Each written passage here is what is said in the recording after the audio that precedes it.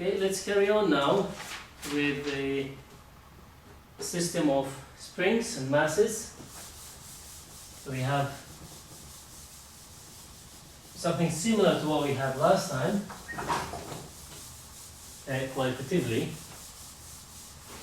with 3 springs, with 4 springs and 3 masses.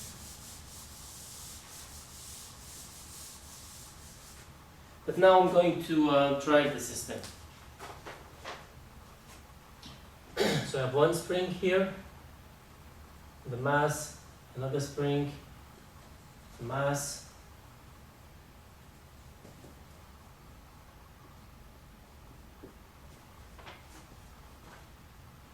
and I'm going to solve everything now. I'm going to let some parts for you to solve, but I'm going to show you most of the derivation. So we have the spring system here, and I derive it with eta equals eta 0 cosine omega t. Again, there is no damping, so you don't need to worry about the phase. It's either in phase or out of phase. These are all the same masses. We have mass m and constant k for the spring. And the first thing that we want to do now, to apply what we had in the last lecture,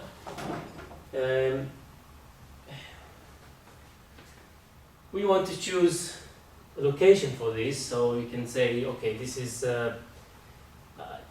my x1, for example. So let's say that this object is found here at some time. And this is my eta. And the other object is found somewhere here. And the last object is found somewhere here. As I said last time, it doesn't matter what assumption you make initially here. The signs are going to take care of the problem later on. So if as they're moving from one side to another, you could also put this here, and you can keep this here or there. It doesn't matter, as long as you're consistent. That should be fine. I do it this way because I found it safer to do it this way. So the possibility to make errors is smaller.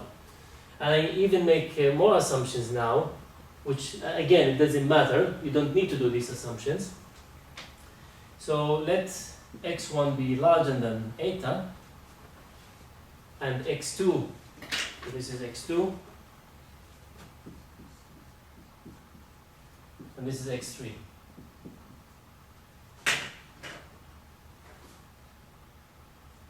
x2 is larger than x1, and x3 is larger than x2. The only reason I'm doing this is that I know when I'm looking at the force diagram, then I know that x3 minus x2, the way that I put it here, should be positive. It could be any other way, but then you have to play with the signs. This way I know that I don't need to play with the signs. Okay, let's write the second step is to write the equations for each of the objects. So Newton's second law. Let's take the first one here. We have m, x1 double dot. Now what do we have? We have 2 forces, one force from this side and one force from the other side. Let's put this first. I know that x1 is larger than eta. This is how I defined it now. So I don't need to worry. I know the extension in the spring would be x1 minus eta, right? So I can write minus k x1 minus eta. Plus, now we have this spring here. We have x2 minus x1, x2 minus x1 times k. And the plus sign is because this is pulling to that direction, right? Because x2 is larger than x1, so it's pulling to that direction now. The force is in that direction. Here the force was in the opposite direction, so the minus sign. Alright, this is for the first object. So for the second object, we have the following. It's very similar. Now we have x2 minus x1 now in the opposite direction, so minus k x2 minus x1. So this is one thing that you also can use when you're deriving to make sure that you're right. You know that this spring here, right? This spring here, from one side we have one force, and on the other object has to be exactly the exact force magnitude, but exactly opposite in direction. And you see this here. This is the force magnitude. This is a plus sign, so it's in that direction. And this is the force magnitude, and it's a minus sign, and it's in that direction. And as I said, it doesn't matter if you take x2 larger than x1 or the other way around. So if x2 is smaller than x1, so it would be pressed in the other direction, so it would be a minus sign. But if this is a minus sign, this will become a plus sign. Alright, so the signs will take care of everything as long as you're consistent with the rotation. Now the other part here would have a plus k x3 minus x2. Do we have space here? Can you see this? Right, the third mx double dot. For the third object now is the same thing, minus k x3 minus x2. And now this is the way that I put it. This has to be in that direction. So it has to be a minus sign. Minus k x3.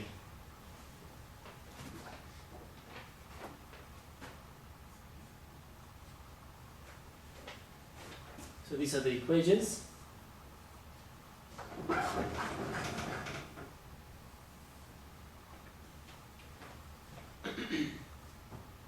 Now we take the trial functions.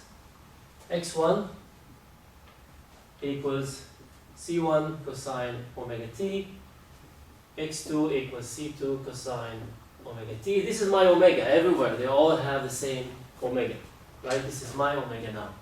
It's the driving omega. x3 equals c3 cosine omega t. Are we looking for this omega? No, we're not looking for this omega. This is the driving omega. We know this omega. Do we only calculate the ratios now? No. As we've seen before, once you start driving the system, you're no longer calculating for the ratios. Do we need to worry about any phase angles, right, which I omitted from here? Again, no. And the reason is that we don't have damping. So remember this. Every time you don't have damping, they are either in phase or out of phase. So you don't need to worry about about this. Right? I can, as I did before, I can define omega s squared as k over m. It's going to be easier to write things. Let me define it in the corner there to make more space. So omega s squared is k over m.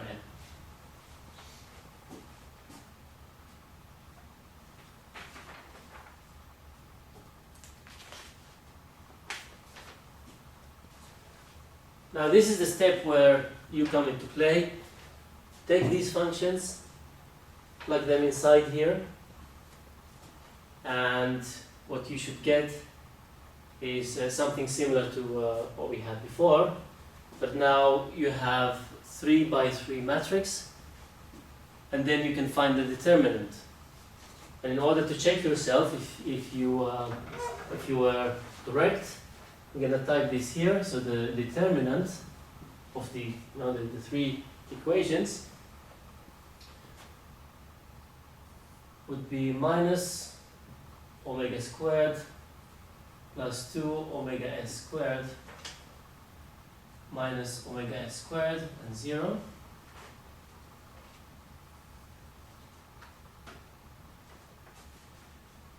Minus omega s squared minus omega squared plus 2 omega s squared and minus omega s squared, and finally 0 minus omega s squared minus omega squared plus 2 omega s squared. This is the determinant. What do you do next? You find C1, C2 and C3 using the method that I've showed you today. So C1 would be the determinant of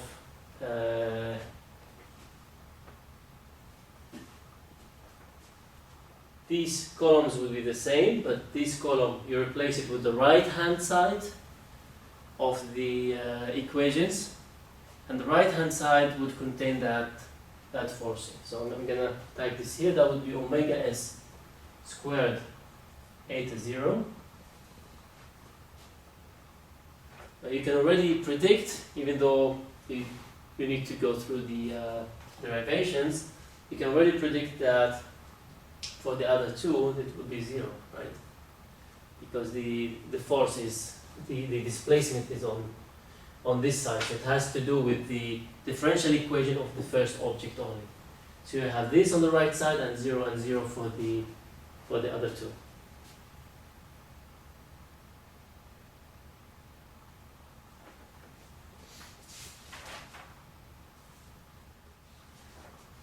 And you can see this here actually, right?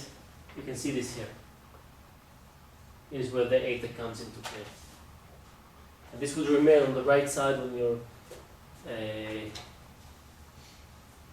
you're putting the equations.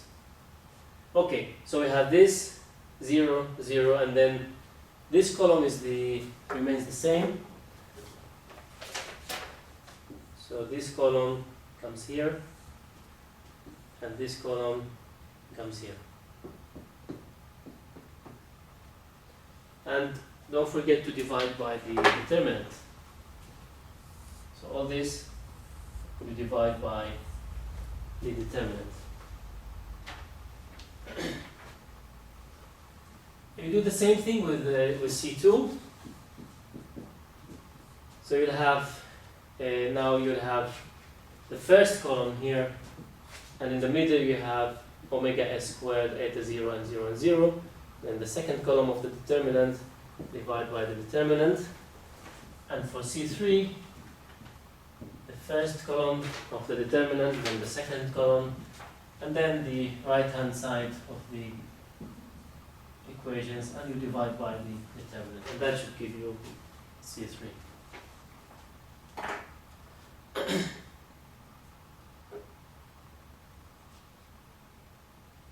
So now for any given omega, you can calculate C1, C2, and C3. Now, you could first, before doing that, you could first solve for the normal modes. And if you solve for the normal modes, you get the following. How many modes do we have? 3 modes, right? 3 modes, omega minus, omega plus, and omega plus plus. So what you get for omega minus squared is 2 minus square root of 2 times omega s squared. And for omega plus squared, you should get 2 omega s squared, and for omega plus plus squared, 2 plus square root of 2 omega s squared.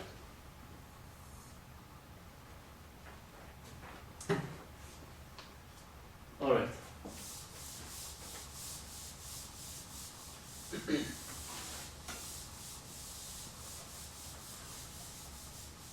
Now I want to make the plot of this, of what we get here, and look at interesting points. So now we have three curves, three objects. Again, we're looking for c over eta 0, and here omega over omega 0.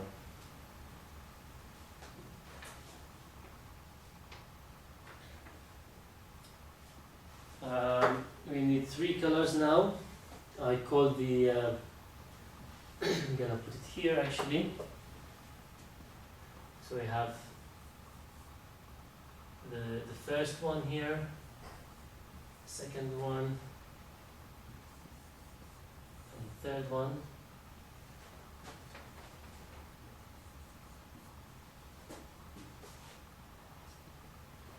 Let's call this number 2. This is number 3. We're doing.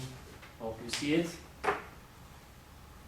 And with blue, it's number 1. The driving force, if omega is 0, then nothing is moving. So it would start here at 0, and then it would go up. There are 3, let me already put the asymptotes for the 3 natural modes. So this would be the first, this would be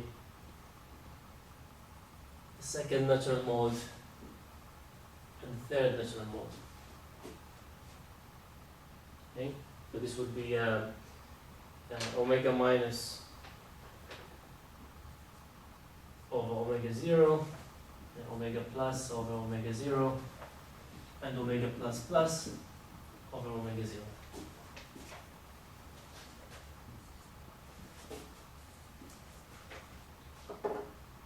This is the first. The second one in red would come just below it here, and the third one would be here. When omega equals omega 0, there's an interesting point.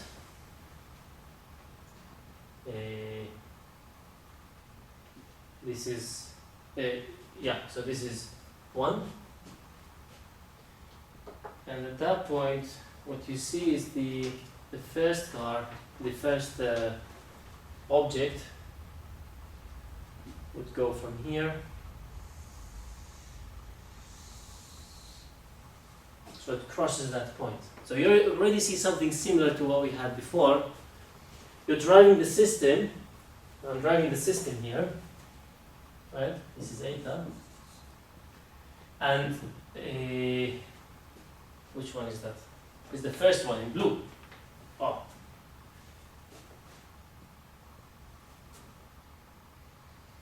This is in blue.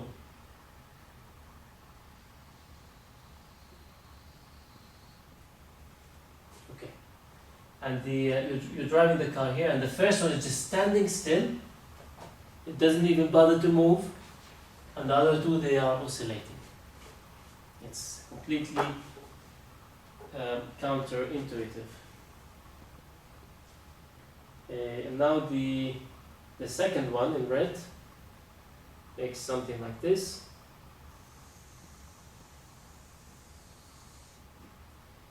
And it comes up from here.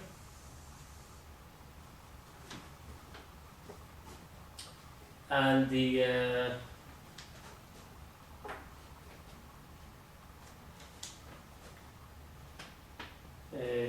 it goes up here. Oh, it's like this is the green here.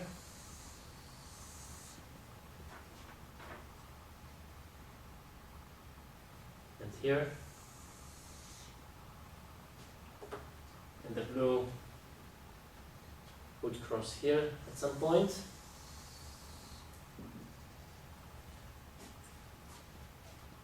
So at that point, the blue would be standing still, and the other two would be going out of phase, right? Here it will be standing still, and this would be going in phase, other two. Let's just finish this. This would be here, and this would be here.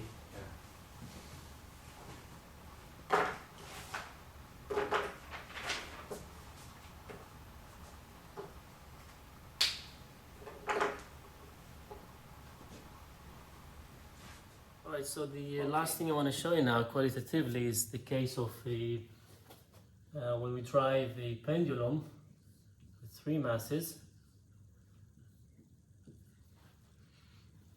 I'm going to show you the results on the screen. So we have a triple pendulum, and you see something interesting. There is one point at omega equals omega 0. That is the middle mass is simply stationary. The top is moving, and the bottom one is also moving. They are out of phase, right? The top here is green, and the bottom is blue, and the middle one is in red. So you see C over eta 0 equals 0 for the middle one, when omega over omega 0 equal 1. Okay, so before I make the demonstration, I want to show you what to expect. So if this is the I'm driving the system here, and at some point my hand is here. So the one object, so this is eta 0, basically from one side to another. The top mass would be here. It goes from one side to another. The second mass would be standing still at the 0 point here.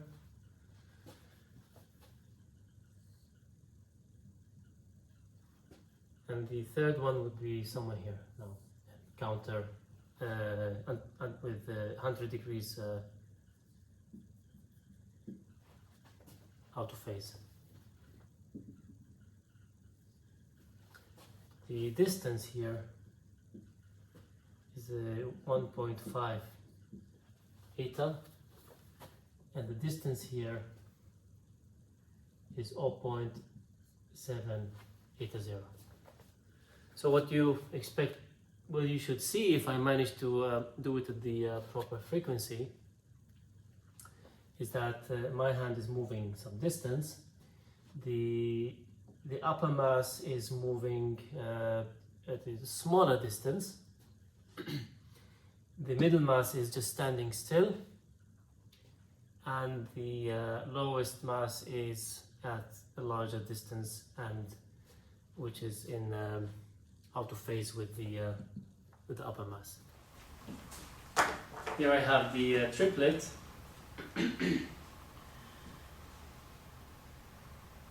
The challenge is actually to hit the right frequency, and to make things easier, I made a calculation, and I've seen that this corresponds to, if I'm using a metronome, to 92.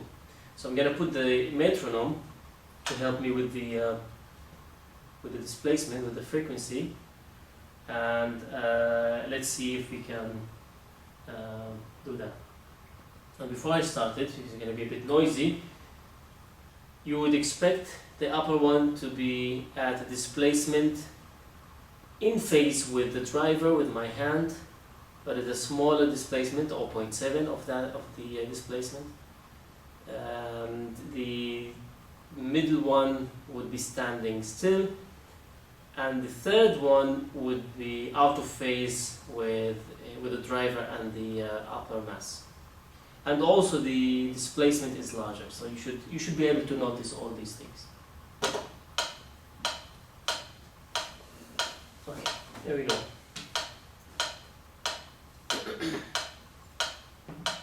I hope you can see this from there.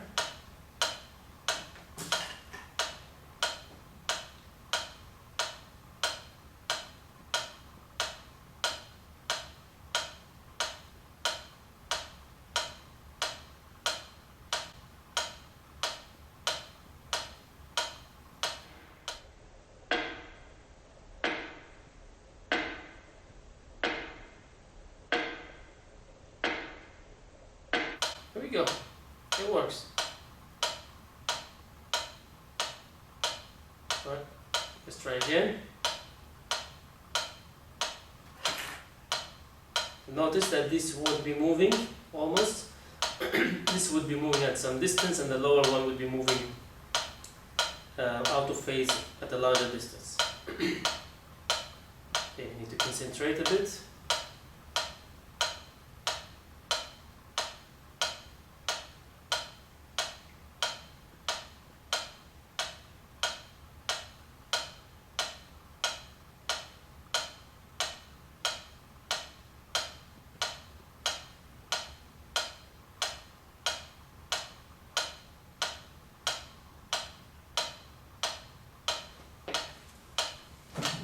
Alright, it wasn't so bad.